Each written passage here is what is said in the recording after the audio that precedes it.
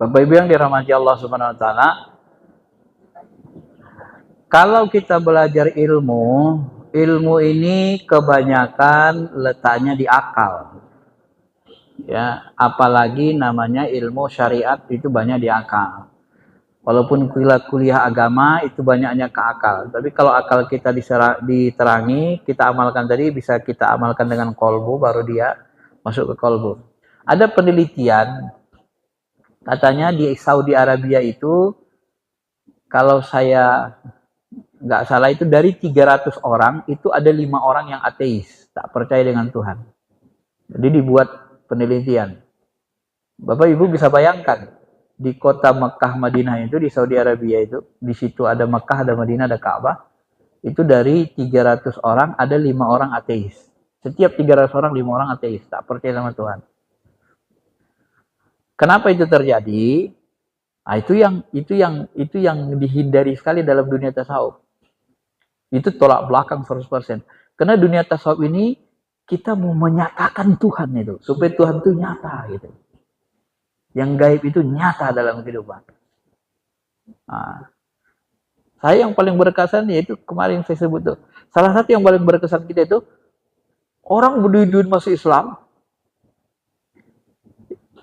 Hindun itu gugur imannya. Gara-gara apa? Gara-gara dia melihat kuasa Allah nyata. Dia bilang sama Abu Sufyan, Sufyan, kenapa? Ini berhala ini, Tuhan-Tuhan kita berhala ini gak benar ini. Loh, kok kamu berani ngomong gitu? Ini kan udah lama kita sembah. Ya coba, Tuhan kayak apa kayak gini? Masa kita minta tolong sama dia untuk melawan Muhammad aja gak bisa? Tuhan apaan kayak gini? Apa dia sembah kayak gini Tuhan katanya? Kalau dia Tuhan, masa gak bisa kalahkannya Muhammad? Yang benar tuh Tuhan Muhammad tuh. Coba lihat tuh. Dia dari yatim piatu, sekarang punya pasukan hebat Madinah, sekarang dia kuasai Mekah. Sekarang ditakuti Persia Romawi. Itu baru Muhammad, benar Tuhannya. Karena Tuhannya dibantu sama Tuhannya. Itu baru benar. Jadi Tuhan itu dinyatakan Pak dalam hidup. Ya. Dinyatakan. Jadi kalau hanya sekedar belajar ilmu, kalau di barat itu kan ilmu untuk ilmu. Jadi larinya ke akal saja. Kalau di spiritual ini enggak. Ya. Contoh, ini contoh lagi saya kasih. Imam Ali kalau sholat, ketika dia dipanah kakinya, betisnya, ya, masuk panah, sakit dia. Ditarik, jangan. Nanti tolong, tunggu waktu aku sholat baru tarik. Begitu dia sholat, panahnya ditarik. Dia nggak ngerasa sakit. Ini hadisnya sahih. Ini hampir semua ulama tahu cerita ini. Coba buktikan, bisa nggak kita seperti itu? Jangan ngomong doang. Itu agama, dibuktikan. Supaya kita yakin. Kalau guru saya, dibuktikannya. Nah, zikir kamu, zikir. Di depan kita zikir. Begitu zikir, nggak terasa ditusuknya nih pakai jarum tebal besar, jarum yang paling besar, tembus kemari pas zikir. Nah, coba lihat, udah berhenti zikir, lihat tanganmu, iya terkejut dia, udah tembus jarum ini. Nah, udah balik zikir lagi. Udah sampai zikirnya di nurani, baru tariknya, nggak terasa. Udah selesai, coba lihat lagi, udah hilang, baru dikasih obat berdarah. Bisa nggak terasa. Jadi yang begitu jangan sampai di teori. Di dalam dunia spiritual tarekat, kalau guru saya, kalau kita hanya berteori itu gak ada guna. Gak nembus ke kolbu nanti Pak. Buktikan. Saya juga hidupnya begitu. Setiap amalan saya buktikan. Sampai sekarang saya membuktikan ilmu guru saya. Dan mudah-mudahan sebentar lagi terbukti. Yang berat-berat pun terbukti. Kita buktikan. Nah, baru iman ke kolbu, masuk dia. Tapi kalau yang teori ya seperti tadi kan, walaupun udah S3 ya, tapi ilmunya mau akal. Maafnya, walaupun udah S3 agama, masih suka masuk ke kemana? Diskotik, main perempuan. Ada seperti itu Pak. Ya. Masih ada, masih. S3 agama, bahkan profesor lagi, masih ada yang seperti itu. Profesor agama lagi. Kenapa? Karena ruhaninya keropos. Ya. Saya bukan mengatakan saya bersih baik, enggak begitu. Tapi hal seperti itu di depan mata saya itu selalu ada. Tapi saya tetap tidak berani melakukan itu. Enggak berani saya. Kenapa? Karena tadi ada rasa bertuhan itu. Itu yang mencegah kita, Pak. Ya, pokoknya ngeri-ngeri lah cobaannya. Cobaan yang Nabi Yusuf saja sudah saya hadapi, tapi nggak berani saya melakukannya. Nggak berani saya. Kenapa nggak berani saya? Ya karena ini tadi, spiritual ini. Makanya, maaf nih ya, mungkin kalau saya nggak ada agamanya, saya lebih jahat dari bapak-bapak ini. Lebih jahat saya, Pak. Tapi yang mencegah kita itu, makanya bahasa Imam Malik, siapa yang bertasawuf, tidak bersyariat, nanti dia akan ngarahnya jindik. Jindik itu apa? Perusak. Orang bertasawuf tapi nggak bersyariat, itu jago, bicara ketuhanan sampai ke langit, tapi nggak sholat. Jindik, perusak. Oh, kok ngomong ketuhanan hebat kali, giliran sholat, nggak sholat dia. Ini kan merusak. Siapa yang berfikih, bersyariat, tidak bertasawuf, larinya nanti fasik. Fasik itu apa? Pendosa besar. Ya digoda perempuan gitu, gak tahan dia, Pak. Gelupur dia, akhirnya dilakukannya juga. Maksiat kan? Kenapa? Karena spiritualnya lemah. Gak kuat dia nahan. Kalau salah, alhamdulillah. Selamat banyak hal. Ya. Karena dunia kita ini ngeri sebenarnya. Kalau kita masuk ke dunia hitam, ngeri sekali godaannya. Ya. Makanya untuk mempertahankannya, Pak, kita punya komunitas.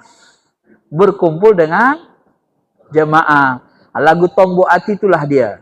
Tombo Ati, ada 5 perkaranya.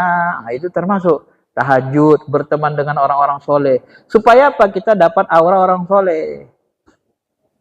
Saya kalau Jakarta ada komunitas tarikatnya ini, Qadiriyah Hanafiyah. Kalau di sini ada jemaah saya juga. Ya, yang saya bina. Terserah mau berapa orang, terus saya jalan terus sampai kita meninggal.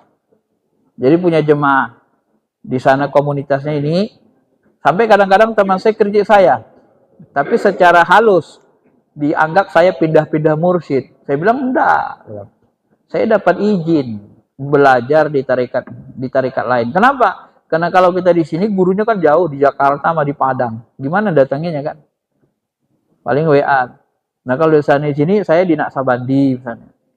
Lagi di Jakarta nanti ya Naksabandinya kan jauh, Pantai Labu ya, saya di Qadiriyah karena mursyidnya ada di sana. Nah, gitu. Jadi kalau ada apa-apa kita bisa langsung. Jadi komunitas kita itu membuat kita kuat bertahan. Ada komunitas. Jangan sendiri, kalau sendiri, Pak, itulah yang disebut. Kalau kita nggak berjemaah, itu kambing atau domba, kalau nggak ada kawannya, dimakan harimau. Tapi kalau rame-rame, harimau takut kan? Takut harimau makan kan? Takut. Termasuk dalam spiritual zikir. Kalau kita berguru, setan jin itu takut goda kita, ganggu. Kenapa? Kita ada komunitas jemaah. Mereka nggak berani. Ya, nggak berani ganggu. Bahkan kalau menurut saya, yang tukang-tukang sihir santet itu pun takut. Kenapa? Nggak kelawan kita nanti. Dia rame, gurunya, kawannya, khalifahnya rame, nyerang kita nanti. Nggak kuat gitu tuh. Gitu kan. Kenapa? Ada komunitas. Habis itulah pentingnya kita punya jamaah harakah.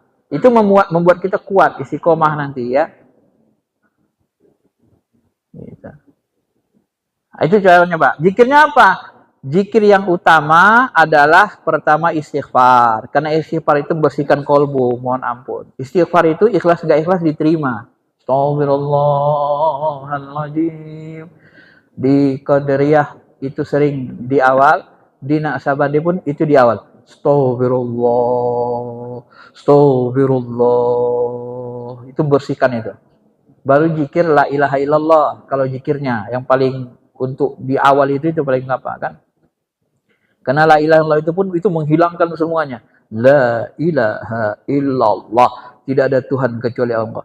Tidak ada semua makhluk, tidak ada yang nyata kecuali Engkau ya Allah. La maujud. Semua maujud ini binasa. Yang ada hanya Engkau ya Allah. Itulah yang buat bersih tadi itu. Jadi zikir yang utama itu istighfar, la ilaha illallah, dan yang ketiga adalah salawat. Ya. Salawat. Ya Sayyidi Ya Rasulullah. Ini mursyid saya sudah meninggal kemarin yang ngajarkan ini. Ya Sayyidi. Ya Sayyidi itu kita manggil seolah-olah kita menyapa Nabi SAW. Wahai junjunganku, wahai kekasihku. Ya, salawat itu menghidupkan nurani kita. Karena kita tersambung ke Nabi Muhammad SAW, ma'rifatnya baru ke Allah kan gitu kan. Adabnya begitu. Jadi adabnya itu dari mursyid-mursyid kita terus ke Nabi Muhammad nanti. Di ujungnya baru ke Allah. Nah, baru dia nyampe. Beradab namanya. Ibarat kalau dalam hidup kita di kantor itu, kita misalnya dosen biasa, kita mau misalnya ada urusan, nggak boleh langsung ngadep rektor, lewat prodi dulu, dari prodi nanti diteruskan suratnya ke dekan, dari dekan nanti masuk ke pembantu rektor, baru rektor, gitulah dia. Ya kalau kita nyelonong boy, istilahnya masuk ke rektor, bapak nih gak ada sopannya gitu kan, nanti ditolak. Ya silakan aja Pak, masukkan suratnya dulu katanya kan, jangan langsung ke saya katanya. Itu adab. Tarikat itu dia seperti birokrasi namanya adab. Ya, karena kita nggak bisa langsung ke Nabi. Karena yang mengajarkan, mengasih tahu kita Nabi Muhammad itu para guru-guru, sahabat, tabiin, tabiin. Kayak tangga kereta api. Itu kalau diputus nanti, kepala kereta api kalau diputus tengahnya, yang belakang nggak ikut. Jadi tengahnya itu biarin aja. Nah, jadi kayak kereta api gitu, gandeng dia. Ya. Tapi kalau diputus tengahnya, kita yang di belakang nggak dapatan. Dia ikutkan nggak ke bawah. Nah, di situ salah satu diperlukannya mursyid yang tersambung untuk menjaga keselamatan biar jangan tersesat. Kalau tak tersambung itu yang sering sesat Pak ya. Aneh-aneh ajarannya. Baik, saya kira itu aja. Mudah-mudahan bisa dipahami. Terima kasih. Assalamualaikum warahmatullahi wabarakatuh.